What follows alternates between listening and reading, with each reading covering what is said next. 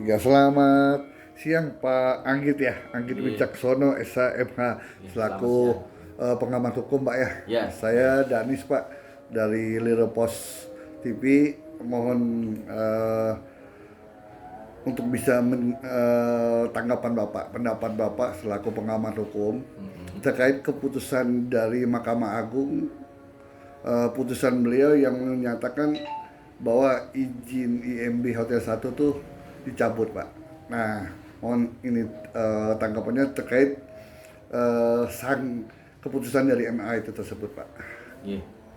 Terima kasih Ya, Pak, bahwa kalau melihat dari isi putusannya itu menyatakan bahwa keputusan Kepala Dinas tentang izin mendirikan IMB yang tanggal 29 itu batal. Berarti putusan Mahkamah Agung menyatakan keputusan Kepala Dinas penanaman modal dan pelayanan perizinan pelayanan terpadu satu pintu Kabupaten Kudus itu batal. Jadi batal. tidak berlaku itu. Berarti hotel tersebut tidak berizin ya Pak ya? Artinya IMB-nya itu sudah tidak ada, tidak Iya, berlaku. IMB-nya. Artinya objek yang menjadi hotel itu menjadi tidak memiliki IMB. Tidak memiliki IMB.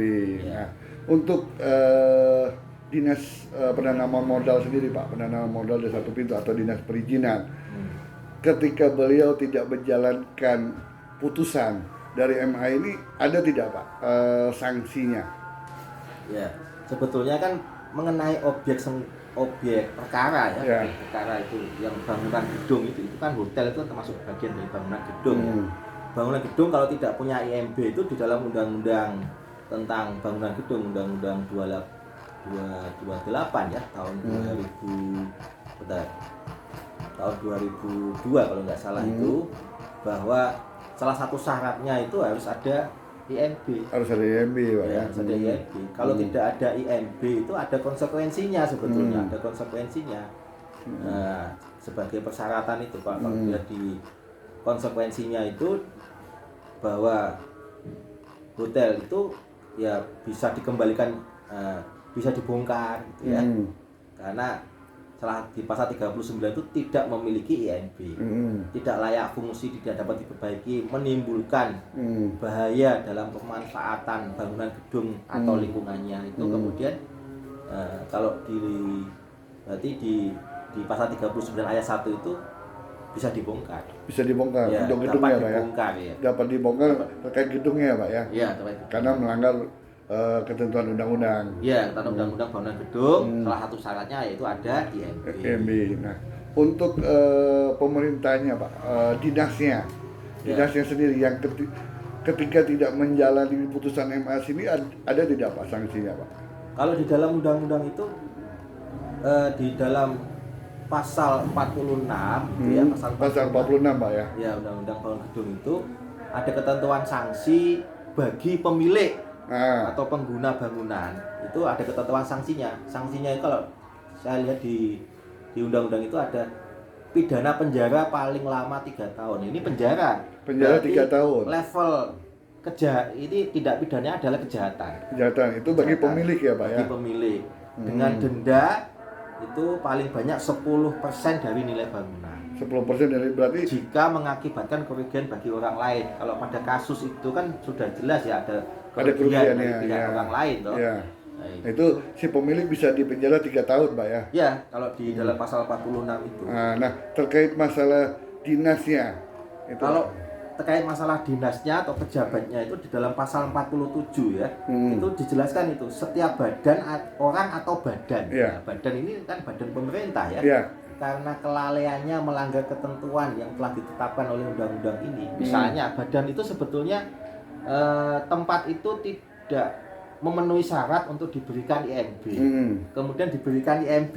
Nah, ini kan menjadikan sehingga mengakibatkan bangunan tidak layak fungsi. Nah, ini persoalannya adalah bangunan menjadi tidak layak fungsi. Makanya perlu dinilai kelayakan fungsinya itu oleh lembaga yang atau tenaga ahli yang memiliki kompetensi di bidang itu ya, menilai kelayakan bangunan fungsi itu tadi. Dia kena pejabat atau badannya. Kalau bagi pejabatnya itu bisa kena pidana kurungan paling lama 1 tahun. 1 tahun. Ya, kalau bagi badannya itu bisa kena denda ya, denda paling banyak 1% dari nilai bangunan. Untuk badannya. Karena mengakibatkan kerugian. Karena harta benda mengakibatkan orang lain. kerugian. Jadi masih tetap sama Pak ya.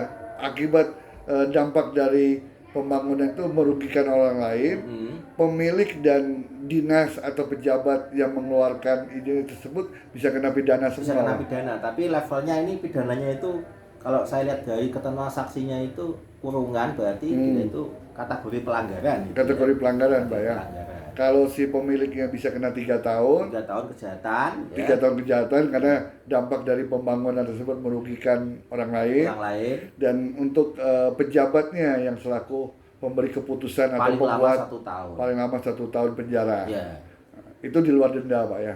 Itu di luar denda plus bisa dengan denda. Denda 1%. Oh, denda dengan 1%. Ya, 1% dari nilai bangunan. Karena mengakibatkan kerugian harta benda orang lain. Karena mengakibatkan kerugian harta benda orang lain, Pak ya. Nah, tinggal penegak hukumnya ini bagaimana menyikapi ini, ya toh? Gitu. Nah, terkait masalah penegakan perda sendiri, Pak, oleh pemerintah daerah, khususnya oleh Dinas Perizinan dan Satpol PP. Nah, ini kan sudah jelas-jelas keputusan MA menyatakan bahwa gedung tersebut tidak ada izinnya, tidak ada izinnya. Untuk Dinas Perizinan dan Satpol PP sendiri untuk melakukan penertiban itu ketika tidak menjalankan fungsinya itu ada tidak, Pak? Sebetulnya kalau tidak menjalankan fungsinya bagi pejabat itu ya dilihat, Pak, berkaitan dengan perkaranya. Tidak menjalankan fungsinya misalnya ketika dia melakukan pengawasan ketika setelah menerbitkan izin, sehingga kan timbul masalah itu ya, tidak melakukan. Itu juga sebetulnya ada sanksinya misalnya di PP mengenai disiplin PNS gitu ya. Karena Satpol PP itu kan ada yang PNS juga itu kena disiplin itu tadi, kena sanksi administratif paling tidak itu. Jadi bagaimana Badan Kepegawaian Daerah ini sebagai ujung tombaknya itu ya, Badan Kepegawaian Daerah untuk menindaklanjuti laporan masyarakat mengenai itu, mengenai kemudian kalau ada pembiaran lah, ini IMB sudah dinyatakan batal, ada gedung tidak punya IMB gitu, kemudian dibiarkan, ada pembiaran. Nah, ini apakah pembiaran ini perlu kalau menurut saya itu ya termasuk salah satu perbuatan melanggar hukum juga. Melanggar hukum, Pak ya. Melanggar hukum. Nah, nanti dilihat kategori sanksinya itu seperti apa. Tapi minimal itu sanksi administratif pasti kena itu. Ya pasti kena sanksi administratif itu minimal, Pak ya. Minimal itu. Berarti bisa berdampak ke sanksi lain ya, Pak ya. Misalnya kalau pembiaran itu kemudian mengakibatkan kerugian harta benda, nah ini kan maka meningkat menjadi sanksi pidana itu, sanksi pidana. Apalagi kalau mengakibatkan pembiaran itu mengakibatkan hilangnya nyawa orang lain, misalnya gedung itu menjadi roboh atau bangunan di samping gedung itu yang retak-retak itu mengakibatkan orang lain meninggal, itu sanksinya bisa lebih berat, bahkan pidana kurungan paling lama 3 tahun, denda paling banyak 3% dari nilai bangunan. Apabila ada ini korbannya, Pak. Ada korbannya. Ada korban dari dampak yang hilangnya nyawa. Kalau cacat 2 tahun maksimal 2% di Undang-Undang Bangunan Gedung. Jadi kan sebetulnya bagaimana ini Pemda harus segera bersikap menindaklanjuti ini. Menyelesaikan ini. Apalagi sudah ada keputusan dari MA yang menyatakan IMB gedung itu ada. Sudah batal ya, tidak memenuhi syarat dalam Undang-Undang Bangunan Gedung.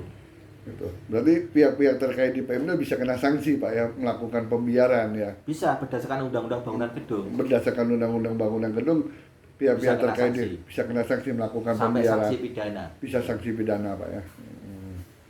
Nah, menurut Bapak sendiri, lebih bagusnya bagaimana yang bisa dilakukan oleh pemerintah daerah menyikapi menghindari sanksi hukum yang bakal mereka terima, kan gitu. Ya. Kalau saya lihat di dalam semangat dari undang-undang bangunan gedung ini kan adalah meminimalisir terjadinya kerugian harta benda dan menimbulkan kecelakaan bagi orang lain atau mengakibatkan hilangnya nyawa. Jadi semangatnya itu di situ. Sehingga arah penyelesaiannya adalah bagaimana akibat kerugian itu tidak muncul. Nah, nanti polanya itu harus dimusyawarahkan itu antara pemilik bangunan, dengan tetangga sekitar, supaya kerugian-kerugian itu tidak muncul. Sehingga nanti kalau kemudian mau diberikan IMB lagi, tapi IMB ini memenuhi syarat. Harus memenuhi syarat yang baru, Pak ya. Syarat undang-undang ini kalau diberikan lagi dan tidak memenuhi syarat kan akan menjadi masalah lagi. Ini berarti Pemdanya ini ngawur ini ya. Pemdanya yang ngawur, Nah, ya. ini kan bisa kalau diberikan lagi kemungkinan sanksi pidananya ini yang pasal 47 ayat 2 huruf A ini bisa jalan karena sudah menimbulkan kerugian bagi orang lain. Bisa menimbulkan karena sudah menimbulkan kerugian. Iya, ini bisa jalan ini kalau muncul IMB yang kedua atau ketiga atau seterusnya. Gitu. Kalau tidak ada penyelesaian itu tadi. Gitu. Nah, ini monggo kepada para pihak itu untuk segera melakukan tindakan, Pak ya, khususnya bagi pemerintah daerah, Pak ya, seperti perizinan dan Satpol PP itu segera melakukan penindakan, Pak ya, begitu ya. Ya, istilahnya apa ya?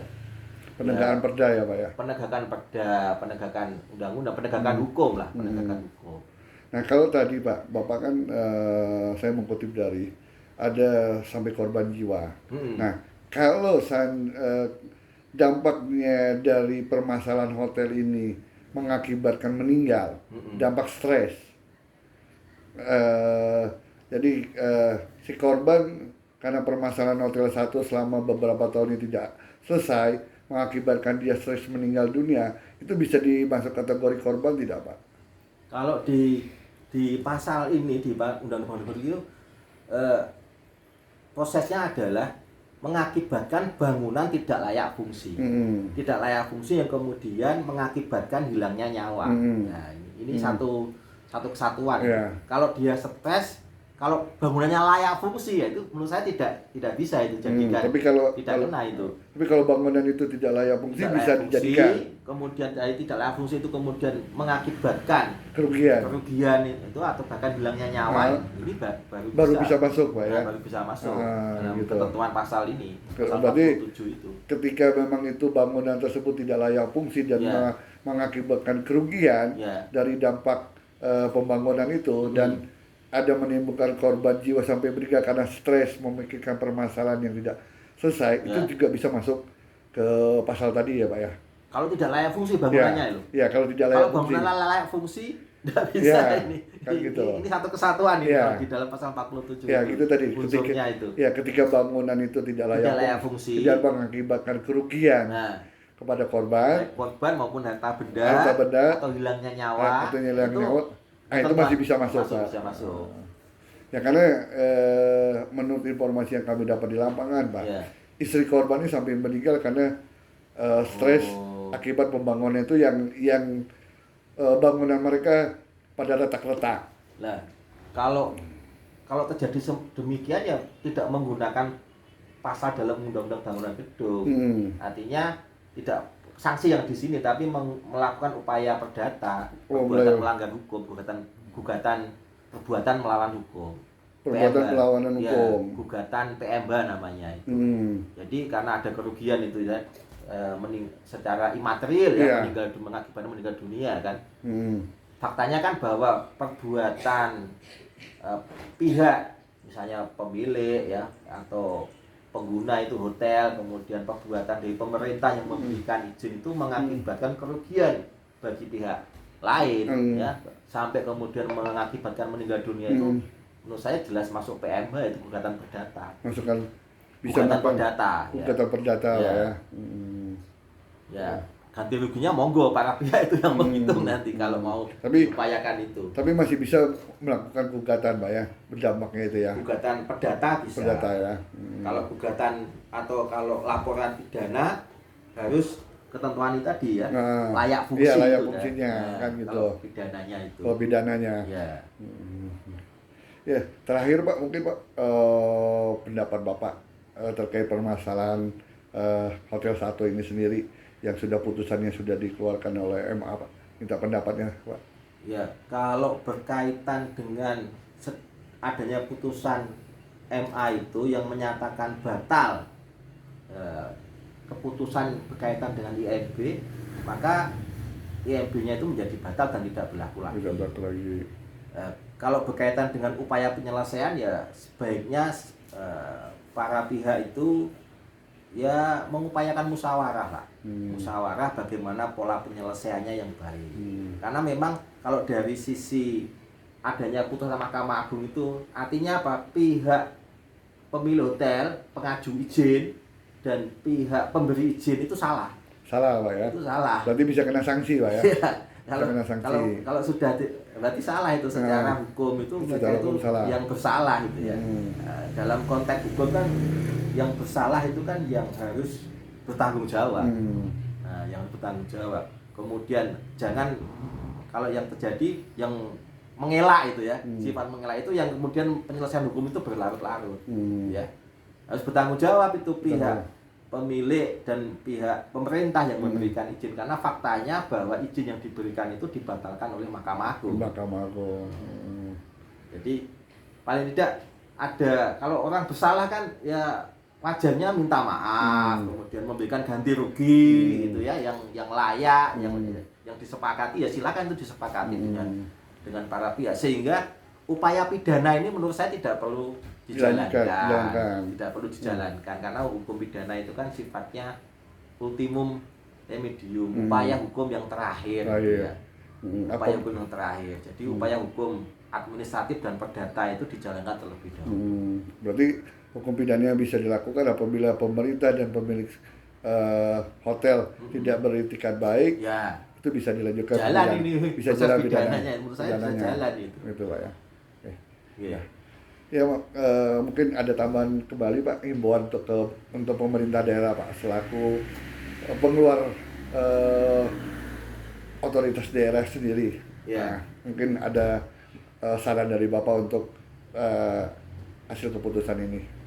Ya, himbauan untuk pemerintah, karena pemerintah itu adalah yang memegang kekuasaan dan fungsi hukum itu adalah membatasi kekuasaan. Diingat ya, fungsi hukum itu membatasi kekuasaan, sehingga pemerintah itu wajib membaca aturan-aturan hukum, sehingga dia tidak menjalankan kekuasaannya dengan sewenang-wenang. Ini kan salah satu contoh bentuk ya perbuatan melanggar hukum oleh penguasa ini ya, dengan tidak menaati undang-undang. Ini ya menjadi kita sangat sayangkan itu ya, di mana penguasa kemudian dia awalnya adalah pembuat hukum, tapi dia melanggar sendiri hukum yang dia buat. Nah, ini kan contoh-contoh yang tidak baik yang sebetulnya kedepannya tidak perlu terjadi lagi. Tidak perlu terjadi lagi ya.